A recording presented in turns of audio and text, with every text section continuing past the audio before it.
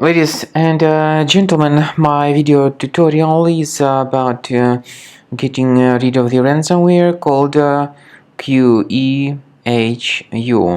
Qehu is the ransomware belonging to the DJVU ransomware family. This particular Qehu ransomware is called like that because it encrypts files and then it appends a special Qehu extension to the file names. So whenever people try to open the specific file, here is what they see.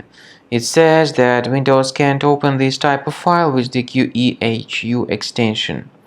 The same applies to all other files, pictures, music, Microsoft Office documents, and other data. Some people think that if they remove this extension manually, the issue would be fixed. They think so, but it's not true. Even if they remove the extension manually, the files are still encrypted and it's not possible to open them. What I recommend you to do is to remove this ransomware urgently with the help of a reliable antivirus. Once again, I want to emphasize the fact that I'm not able to help you recover your files, but you need to remove this ransomware as soon as possible to stop any further damage to your files. I recommend you to remove it with Combo Cleaner, which you may get on the website combocleaner.com. So use the green download Combo Cleaner button, install the software, and start researching your computer. The application is initially in the trial mode, and only quick scan option is available in the trial mode. Click on Start Scan button.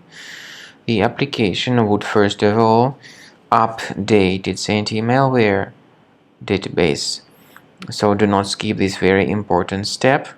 After the anti-malware database is successfully updated, Combo Cleaner begins scanning, researching, and investigating your computer. At the end of the scan, you will see the summary of the threats.